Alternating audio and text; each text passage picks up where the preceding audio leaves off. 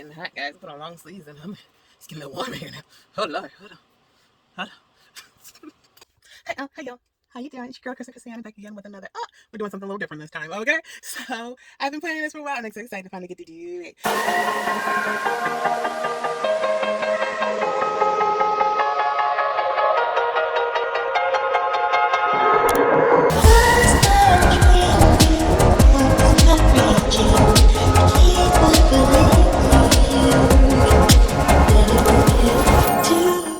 So, back again. Well, we're back with our first ever sketch and say. So basically, where I sketch and I say whatever I gotta say about whatever we're watching, listening to, or doing. So yeah, I'm excited about it. So I have been a long time coming, planning it out for you guys. So I hope you like it. But without further ado, we're about to get to it. But we're gonna be sketching along to Eve. Eve is a K-drama on Viki. I wish it was on Netflix, but it ain't. So, but that's okay. So we're gonna be talking about Eve, and basically, this show was good, so I'm excited to get into it. And you guys, God, when I say this show was juicy, it was juicy. Okay, so without further ado, let's go ahead and get to it. Okay, hold up, gotta get my sketch pad. All right, guys. So the show starts out very scandalous, right? So, I mean, it kind of starts out with like just a bunch. It's setting the stage as all good shows do, right? So we see one of our main characters, this guy, y'all, and then you see pretty much he starts out with a press conference talking about the scandal that is to be had, y'all. Apparently, he is one of the richest people in Korea, and he apparently has a mistress. Yes, episode 1, and we already getting into the tea. Okay, and let's say the tea is so sweet, y'all. Everybody's diving in it. Okay, this scandal is posted everywhere. Okay, because since he is the richest guy in Korea, it's gonna be everywhere. So his wife is lousy shopping. Okay, while she's getting a whole affair had on her, and basically everybody in all of South Korea has got phones blowing up like, "Hey, y'all, have you heard? Have you heard the word? The latest news that is circling around?" So yeah. It's setting the stage. So basically, they take you all the way forward before they draw you on back. Okay, they're gonna go ahead and just put the whole show out there, and then they're gonna draw you back and show you the lead up to the show, right? So the wife hears the news that's going around, and she looks not happy. Okay, she's just not happy when she hears that her husband is into some stuff. She is just like, So, who is the girl that the whole scandal and the whole country is lit up about? It's no other than our girl. So, G.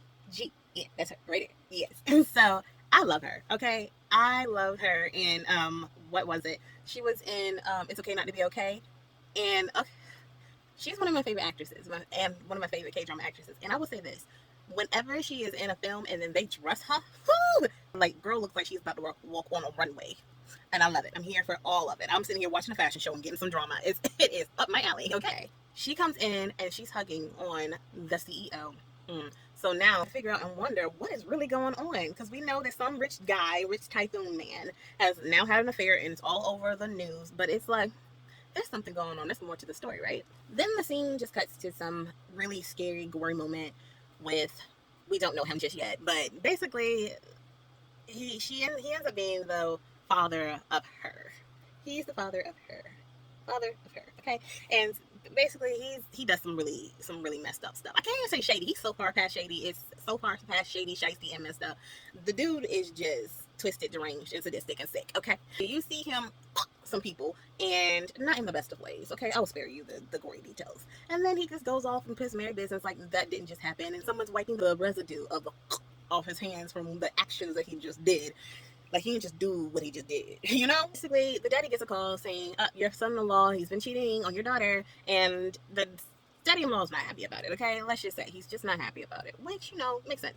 And then it cuts back to daughter, the wife, who's being cheated on, and then it's just like, I think her name is Hara. I forgot her character's name.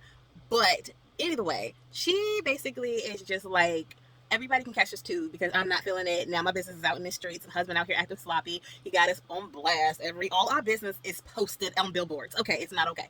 And she's just not happy about it, which makes sense, But funny thing is, instead of the dad being upset with the husband, he's upset with the daughter. So, which makes no complete sense. It's like, is it her fault she got cheated on? I mean, well, it could be. But he was just basically like, control your husband. And she's like, I'm working on it.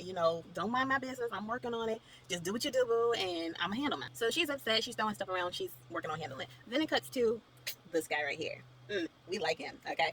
But He is the secretary of, I think, state, or sorry, he's some politician, high position. I think he's running for president or something like that eventually, some high position. But he was a lawyer, and he has some history with our Lee Rael. Is that it? Rael? Yes. So then it cuts back into basically the previous events, and you see before the husband starts cheating on the wife, they're heading to the kindergarten for their daughter, and you're gonna start to be introduced their first interaction with Lee Rael and how she came into the picture before she became El Mistress. Okay, so our girl takes the stage. She's doing the tango, I think. Yeah, it was a tango. And the chairman CEO guy, he is just sitting there. And he's just like incaptivated by her tango, and she's just like staring. She's serving. She's serving eyes into the audience, and everybody is just mesmerized by her incredible performance. And I need to make it sure, but I think she used to be a dancer. The actress, like legit used to be a dancer. I'm not sure. The girl's got the body and the posture for it. Okay. I was classically trained. You know, can't probably tell now, but I was classically trained. So basically, she's the new it girl. Everybody is like, who's that girl over there? So she's apparently the new parent in this like high society kindergarten, and which basically the kindergarten, I'm not really 100%. It serves a purpose, but it's weird that it's through a kindergarten. So yeah, it's like instead of being like a social club, it's a kindergarten for their all the high society people send their kids to this kindergarten school, and it's kind of also like a social club at the same time. So yeah, that's the deal with that. Everybody's interested in her, needless to say, and she's kind of holding her own in her high society. She's not like the richest of the rich, but she's well associated. Let's say that. Okay, she's very well acquainted with people in high positions. So she may not be all the have all the dollars and all the money to move people, but she knows the people. So that's why our girl Lee Rael and her other name. She's going by a different name right now. I can't remember what it is. I'll probably drop it right here. But yeah, she's going by a different name right now. But her name is Lee Rael, and she's undercover basically. This is the first interaction when she starts dropping little nuggets to get the CEO's attention. So she drops her bracelet, right? She drops her bracelet to kind of get him to find it, and she's like really sneaky with it. She's like Loki. She's drawing the CEO in. She's like enticing him, like, hey, you gonna want this. I know you will. And then her husband comes on the scene. And there's a story with him. Ain't nobody innocent in this. Basically, so husband comes onto the scene, and they do some grown people stuff. Either way. And then the CEO just happens to walk by and to be a witness. And she's serving eyes again. And it's just, yeah. She's really, it's gonna be a lot of serving eyes with her. Like, apparently it's something in the way she looks at him that he's just so mesmerized. And it's just like, I don't know, but it's the way you do what you do with those eyes, you know? So it's weird how he just like fell in love with her just by her looking at him and brushing against his fingers. It's like, and then she tells him, you know, we have this charismatic connection, this connection that's between us, and he's just falling for it all, right? He is just drinking it up. So then they go to introduce a few more characters. One of them being the wife who's getting cheated on, Raha, I forgot her name. Either way, it's her. And basically, it's her uncle and her daddy has done some shiesty stuff to Lee Rael back in the day. So Lee Rael's undercover for a reason, because apparently the wife's uncle and daddy did something they shouldn't have done, and Lee Rael is coming for revenge. They just show flashbacks at this point of Lee Rael's past and how she's associated with the wife, and basically how the wife and her family ruined her family for the most part. And if you see me looking down, it's because I'm sketching live. Really, I am. So so like it was just kind of hard to put the angle up so you guys can see me. So the ties that Lee Rael's family, Lee Rael has to the wife's family, is apparently the wife's father and uncle beat Lee Rael. Like, they basically caught Lee Rael's dad and messed him up real bad, and then forced him by assaulting him to sign over the company and to draw up a contract to basically make it seem like it's a merger or a takeover, and he willingly did it. But in order to protect his family, he signed all the shares over to Lee Rael, and then they basically chased after Lee Rael to get the shares, and then forced her when she was like a teenager, like a preteen kind of, to take over the company. So they used her. They basically assaulted her and got her signature for the right to take over all the shares of the company, pretty much. So they stole everything from her family, in the nutshell. And then, like, they checked out dead. They made sure he got his early release form, and they left Lee Rael to be and her mom fine. But her mom apparently went to the hospital, and then we don't know where she is right now. We just don't know where she is. No one knows where mom is. But Lee Rael apparently is like fine, but she's got this like real bad scar on her back, and she's got this gorgeous tattoo covering it up to hide the scars. And it kind of is like a good symbolism for the entire movie. It's like it's scarred, but you try to put like a pretty face all over it to hide the ugliness. and the pain, kind of. So it's kind of like a good symbol for the overall show. As you can imagine, Lee Rayo is suffering from some serious PTSD, and she kind of results to self harm, which, you know, it's not good at all. But it's kind of like the way she's dealing with coping, and it's completely unhealthy. And pretty much everybody in the show needs counseling for the most part. Everybody needs therapists. But, you know, it is what it is. And then it also sets the stage of how the politician guy was a really close family friend and like raised like the big brother, and her father, Lee Rayo's father, took him in as a son for all intents and purposes for the most part.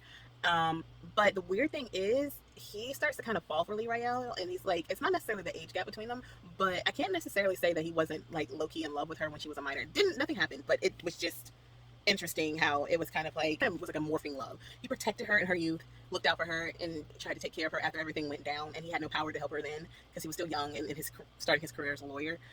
But the main reason why he basically rose up in ranks, even though Lee Rayo she like went off with a fake mom somewhere, and he still lives his life low key for her. Like, well, I won't say it was for her. I think it was more so like he didn't like how powerless he felt in that moment. So then he starts being like a politician and rising in the ranks, and he says it's basically so he can gain power to never be in a powerless situation again. And it just so happens that it helps out Lee Rayo. But she gets like some woman comes in and says, by the way, your mom left, your dad's not here anymore, I'm gonna be your mom. And Lee Rayo's so angry and upset and just like revenged and driven that she's like, sure, cool, and you can give me the resources to get back what they took from me, I'm for it. Which is so weird. Like, you know, sure, yeah, lady, you can be my mom, why not, you know? So yeah, she takes Lee Rayo as her adoptive daughter, well, as her daughter, and basically raises her as such for the remainder of her until adulthood, and sends her through like good schools, make sure she's well educated. So, and then the entire time she's raising her, they're plotting revenge. So basically everything that she's doing is to set the stage for the revenge. So yeah, again, completely unhealthy, but it's happening. So then Lee Rayo pops back up on the scenes, and he's like, hey, you're really Rayo. And she's like, no, I'm not, you got the wrong person. And he's like, no, you're Lee Rayo. I just know it. And so eventually, after a couple times of her denying it, she finally goes, yes, I'm Lee Rayo, you got me, basically. And then they start working together, which I think honestly should have happened in the beginning, but she's so scarred by so many people that she's just like weary of everybody, and rightfully so. So yeah, that's what our girl's up to. But that is it for today. So always remember, my kind of design your own kind of life, and never forget to dream. Catch me so we can continue.